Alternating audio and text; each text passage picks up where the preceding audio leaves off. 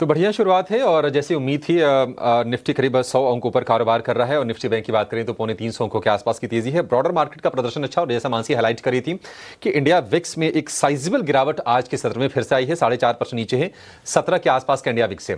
IT metal का प्रदर्शन आज बढ़िया है और आईटी शेयर ही आज बाजार को असली दम देने की कोशिश कर रहे हैं। इन्फोसिस से टॉप गेनर 2% के आसपास की तेजी के साथ। लेकिन हमारे एक्सपर्ट तैयार हैं आपको बेहतरीन ट्रेड बताने के लिए। हरीश जी, शुरुआत आपसे करेंगे, बताइए आपकी नजर कहां पर गई है और क्या खरीदने की आप सलाह देंगे? अभिषेक जी, मेरा फर्स्ट स्टॉक रहेगा एरिस लाइफ साइंस। अगर एरिस लाइफ साइंस की चार्ट स्ट्रक्चर देखते हैं तो एक राउंडिंग बॉटम पर चार्ट स्ट्रक्चर बना है और कल के सत्र में ऑल टाइम हाई का लेवल भी क्रॉस कर चुका है। लग रहा है Eris life science current level से बहुत सही सेटअप बनाया हुआ है और तेजी के लिए तैयारी हो रहा है स्टॉक प्राइस। तो मुझे लग रहा है कि आइरिस लाइफ साइंस बाय करना चाहिए 1760 के लिए और स्टॉप लॉस मेंटेन करना चाहिए 1590 का। तो मुझे लग रहा है कि आइरिस लाइफ साइंस एक अच्छा स्टॉक रहेगा इन्वेस्टमेंट का और ट्रेडिंग के लिए, दोनों पर्सपेक्टिव के लिए आज के सत्र में। दूसरा स्टॉक रहेगा, जैसे आपने बताया आईटी का, बिल्कुल आईटी में एक स्टॉक है जो एम्फोसिस। एम्फोसिस मुझे लग रहा है कि एक स्टॉक अच्छा जी। सेटअप बना हुआ है और इनवर्स चैनल शोल्डर का पैटर्न भी फॉर्मेशन बनाया हुआ है। मुझे लगा एम्फोसिस में एक अच्छा तेजी देखने मिल सकती है। मुझे लग रहा है कि ऊपर के ओर 2700 तक हम लोग एक्सपेक्ट कर सकते हैं शॉर्ट टर्म में स्टॉक प्राइस, और स्टॉक लॉस मेंटेन करना चाहिए 2500 का। मुझे लग रहा है कि 2500 का स्टॉक के साथ बिल्कुल एम्फोसिस पे बाइंग हो सकती है आज। एम्फेसिस में बाइंग कर सकते हैं। 2575 रुपए के आसपास के प्राइसेस हैं। बाजार ऊपरी स्तर से थोड़ा सा नीचे जरूर आया है और निफ्टी के जो गेंस रह गए हैं 80-90 पॉइंट के आसपास के रह गए हैं। और निफ्टी बैंक की बात करें तो करीब 100 पॉइंट का फॉल आया है। 195 अंक ऊपर आपको इस वक्त निफ्टी बैंक दिखेगा, जो अभी थोड़ी देर पहले 300 अंक ऊपर था।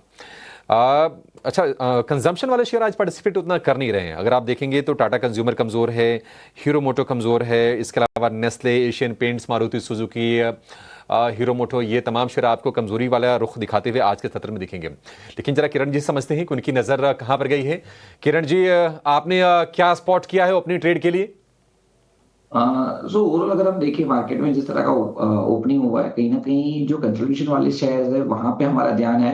सो वोल्टास के ऊपर आप ध्यान दे सकते हो कि करीबन 15 दिन से एक नैरो रेंज के अंदर मूव कर रहा है। लेकिन height of high bottom pattern intact है, 20 दिन की मूविंग एवरेज भी इंटैक्ट है, मोमेंटम इंडिकेटर भी continuous height of high bottom पे है। तो मेरे हिसाब से वोल्टास के ऊपर आप ध्यान रखिए, 1260 के आसपास ट्रेड कर रहा है। करंट मार्केट प्राइस से लॉन्ग कीजिए, 1240 का एक स्टॉप लॉस रखिए। ऊपर में 1300 प्लस तक के टारगेट आपको 1 से 2 दिन में देखने को मिल सकता है। सो डेफिनेटली मेरे हिसाब से वोल्टास के ऊपर ध्यान रखना चाहिए। जी बिल्कुल, वोल्टास पे जो है ऑफ कोर्स देखेंगे थोड़ी सी मोमेंटम ज़रूर आ रही है। थोड़े दिन पहले ही हम बात कर रहे थे इस प्ले के बारे में कि खास करके जो मानसून की अराइवल पहले आई है तो क्या एसी स्टॉक्स पे थोड़ी सेलिंग आ रही है। तो ऑफ कोर्स आज देख रहे हैं थोड़ी सी बाइंग देखने मिल रही है। टारगेट प्राइस 1300 का है। लेकिन मयूरेश, ऑटो पैक में ऑफ कोर्स जो है आप कह सकते हैं कि दो दिन में जो है सेल्स भी आने वाले हैं और ऑटो पैक में कुछ कंजम्पशन नेम्स हीरो मोटो को, पाइशा मोटो और मारुति टुवर्ड्स द जो है रेड साइड में है। यहाँ पे ऑटो सेल्स बहुत इंपॉर्टेंट हो जाता है, खास करके फार्म इक्विपमेंट, टू व्हीलर्स का सेगमेंट।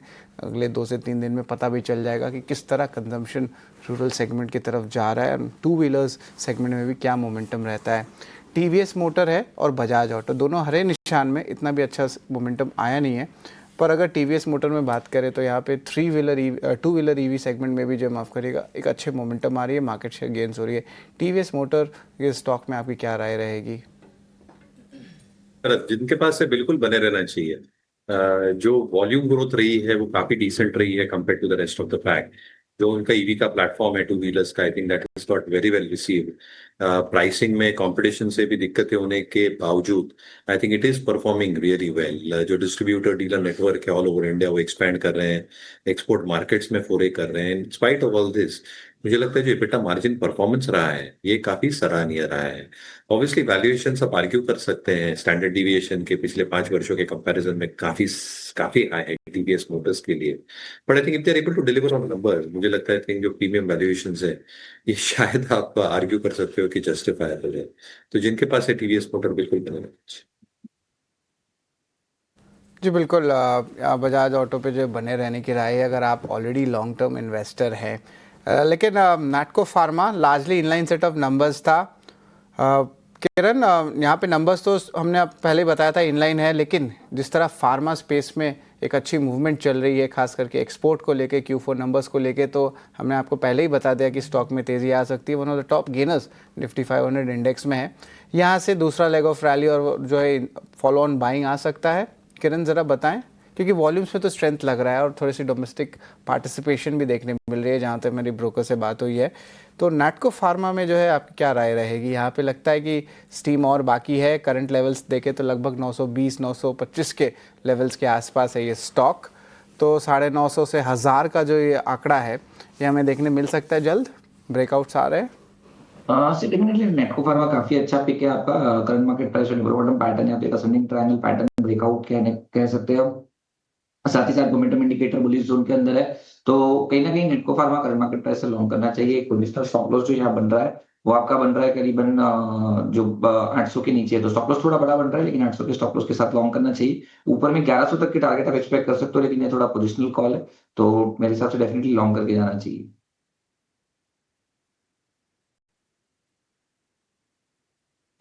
नेटको को लॉन्ग करने की सलाह 905 के टारगेट के लिए। आज हम देख रहे हैं कि नतीजों के दम पर कुछ कुछ स्टॉक्स रिएक्ट करते हुए आपको दिखेंगे। दीपक नाइट्राइट में 2% की तेजी है, हालांकि ऊपरी स्तर से थोड़ा सा नीचे आ रहा है ये। इसके अलावा कमिंस के नतीजे कोई बहुत एक्साइटिंग तो नहीं आए थे, बट ये था कि हाँ, मुनाफा जो था वो अनुमान से बेहतर साइड पर आया था। गिरा था लेकिन बेहतर आया था अनुमान से। तो कमिंस में 2% के आसपास की तेजी है। मयूरेश जी, एक आपसे व्यू चाहिए जो कैपेक्स रिलेटेड जो स्टॉक्स हैं, कैपिटल गुड्स वाले, क्या व्यू है आपका? और कोई पसंदीदा कोई शेयर है जहां पर आप फोकस करने की सलाह देंगे? मेरे ख्याल से आई थिंक जो एक केपेक्स वाली थीम है पूरी, आई think that should show significant science of revival. दो चीजों की वजह से आई थिंक पिछले 3 या 4 तिमाहियों में जो एक स्लगिशनेस देखा गया था बिकॉज ऑफ इरेगुलर मानसून पिछले वर्ष, जो इलेक्शंस चल रहे थे, जो लिक्विडिटी की कमी थी, I think all these 3 concerns are getting addressed.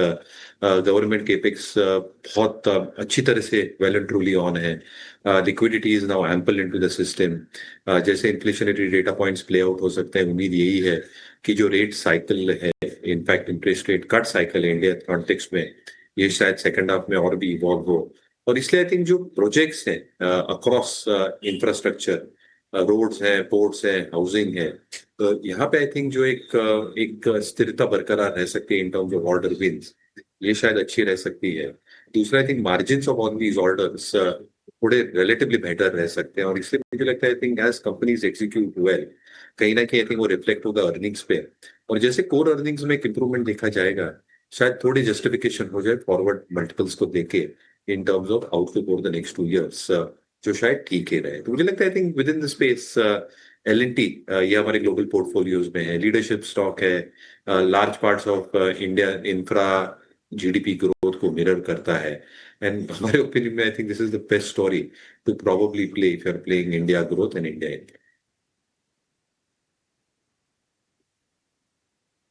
ठीक है, L&T पर बुलिश हैं। आज हल्की सी तेजी हालांकि L&T के शेयर में है, लेकिन बाजार के अगर आप को देखेंगे तो थोड़ी निराशा आपको ज़रूर होगी, क्योंकि निफ्टी करीब 125 अंक ऊपर चला गया था। अब जो तेज़ी रह गई है सिर्फ 50 अंकों के आसपास की रह गई है। प्रॉब्लम 2-3 है। देखिए क्या है ना कि अब ये अमेरिका से जो न्यूज़ आई, ये अमेरिका को ज़्यादा बेनिफिट करने वाली चीज़ है।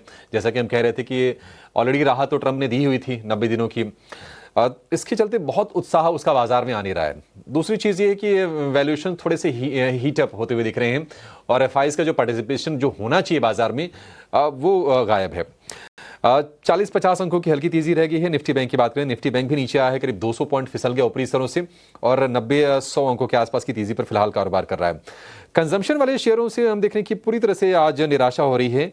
आप देखेंगे नेस्ले कमज़ोर है, इसके अलावा कंज्यूमर फाइनेंस वाली कंपनीज भी कमज़ोर हैं। बजाज फिनसर में आप देखेंगे करीब कमज़ोरी दिख रही है, बजाज फाइनेंस कमज़ोर है, टाटा कंज्यूमर में आज कमज़ोरी है, और जो फ्रंटलाइन स्टॉक्स हैं जो इंडेक्स को जो दिशा देते हैं उनमें भी आप देखेंगे कि ऊपरी स्तरों से धीरे धीरे थोड़ा क्रैक आ रहा है। रिलायंस को लेकर आइए, हल्के से गेंस बच गए हैं। HDFC बैंक को लेकर आइए, HDFC बैंक में थोड़ी सी तेज़ी आपको फिलहाल इस वक्त देखेगी, लगा कि नहीं यह संभालने का काम करेगा। ICICI बैंक और HDFC बैंक में डाइवर्जन साफ दिख रहा है। शुरुआत आज ICICI बैंक ने अच्छी की, लेकिन सारे के सारे गेंस फिलहाल गंवाते हुए दिख रहा है। एक शेयर जिस पर आपसे हरीश जी व्यू जानना चाहेंगे, मेटल में JSW स्टील का परफॉर्मेंस ठीक है, निश्चित तौर पर ये लीडर भी है, 95% के आसपास के रोलओवर्स हैं जेएसडब्ल्यू स्टील में। क्या आप किसी की पोजीशन है उसको रोल करें, आप भी क्या यही सलाह देंगे जेएसडब्ल्यू स्टील में? और किसी को नई तेजी करनी हो तो उसके लिए क्या सलाह होगी? बिल्कुल अभिषेक जी, अगर जेएसडब्ल्यू स्टील की चार्ट स्ट्रक्चर में देखा जाए तो एक कुछ दिनों से कंसोलिडेशन में है स्टॉक प्राइस ना, ऊपर के और रेजिस्टेंस जोन रहे कि 1045 के अराउंड, और नीचे का अगर देखते हैं तो 200 एवरेज का सपोर्ट जोन है 980 के अराउंड। तो ओवरऑल इसी रेंज में मूव हो रहा है स्टॉक प्राइस कुछ हफ्तों से। तो लेकिन मुझे लग रहा है कि ओवरऑल सेटअप की बात करते हैं तो अभी भी तेजी बरकरार है, जिस तरीके से 200 मूविंग एवरेज के ऊपर कंटिन्यूअसली होल्ड कर रहा है स्टॉक प्राइस। तो किसी के पास ऑलरेडी है तो मुझे लग रहा है कि होल्ड करना चाहिए कुछ टाइम पीरियड के लिए। ये टाइम वाइज कंसोलिडेशन हो रहा है फिलहाल के लिए, जिस मुझे लग रहा है कि जल्दी इसका ब्रेकआउट भी आ सकता है। जिस तरीके से आरएसआई नीचे लेवल से बाउंस बैक कर रहा है, मुझे लग रहा है कि हम लोग मतलब एक्सपेक्ट कर रहा हो कि स्टॉक प्राइस जल्दी ही ऊपर का लेवल रेजिस्टेंस जो ब्रेक करेगा। होल्ड करना चाहिए। किसी को फ्रेश लॉन्ग करनी है तो थोड़ा डिप्स में बाई कर सकते हैं, बिल्कुल 980 के अराउंड मिल सकता है तो बेटर लेवल्स रहेगा अक्यूमुलेशन करने के लिए। मुझे लगा कि ओवरऑल सेटअप अभी भी तेजी में ही है और होल्ड करना चाहिए। अगर एक बार 1045 का लेवल ब्रेक करता है तो मुझे लग रहा है कि 1100 तक एक्सपेक्ट कर सकते हैं ऊपर की ओर। जेएसडब्ल्यू स्टील पर अगर पोजीशन है उसे इंटैक्ट रखा जाए, चार्ट्स जो है ये काफ़ी अट्रैक्टिव, फिलहाल 1016 के लेवल्स पर गिरावट में खरीदारी के मौके भी ढूंढने चाहिए। लेकिन बाजार में शुरुआत